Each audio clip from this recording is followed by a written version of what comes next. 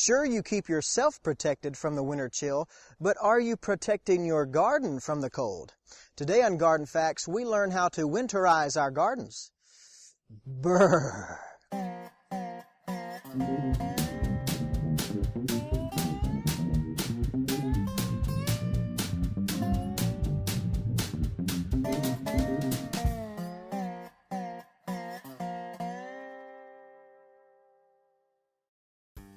Today's garden fact comes from Jim Bob S. in South Dakota. South Dakota, man, that's cold. Jim Bob asks, "Last year I had a number of plants die and become damaged by the terrible winter we had. How can I prevent this from happening this winter?"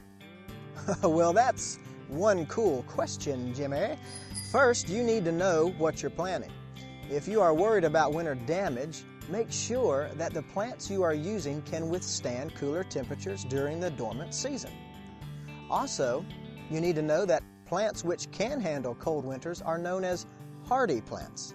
Be sure that each plant you put in the garden are appropriate for your cold hardiness zone. Check out the USDA Cold Hardiness Zone map on the United States Department of Agriculture's website. You can find a link on our website. Avoid damage from fall frost with these do-nots. Do not water late. Watering late in the season and too close to fall can cause plants to keep growing because of the presence of those nutrients in the soil. Do not fertilize late. The last day you should fertilize plants is 6 weeks before the average first frost date for your region. Do not hoe or weed late. This mainly applies to areas which tend to have really cold early winters. Hoeing and weeding after the 6-week period before your first frost date can lead to the release of nutrients in the soil and thus the encouragement of plant growth. This growth can be easily damaged by early frosts. Do not plant in frost pockets. Low spots in your landscape can collect cold air during the winter and cause damage to plants. Ah, frost pockets. I see what you did there. Now, let's talk a little bit about de-acclimation. What do you say, Tommy?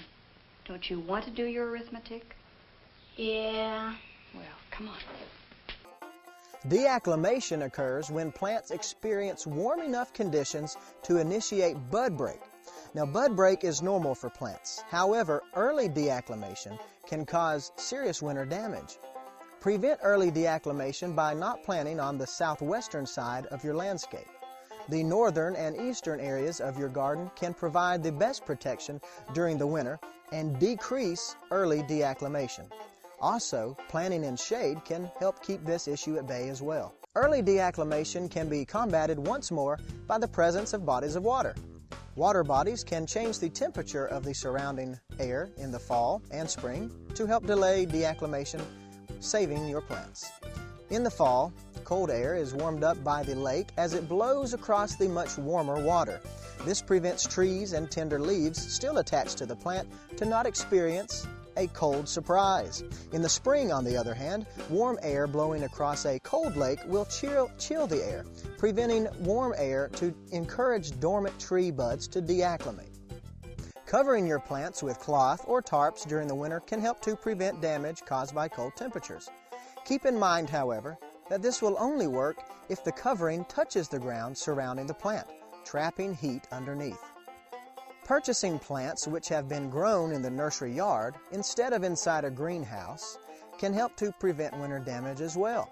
Because of the warmer temperatures inside a greenhouse, greenhouse-grown plants may have already de-acclimated and broken bud. These plants will definitely be affected by winter temperatures.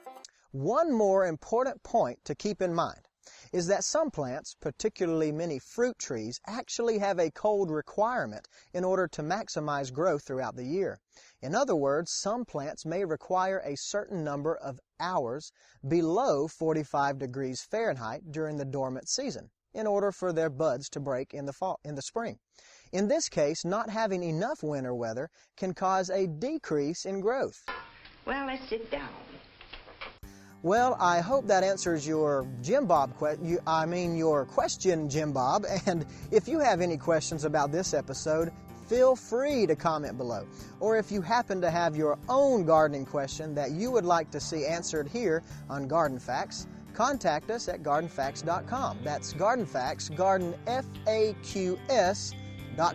You can watch any Garden Facts episode on YouTube, and please like us on Facebook and follow us on Twitter for more gardening inspiration.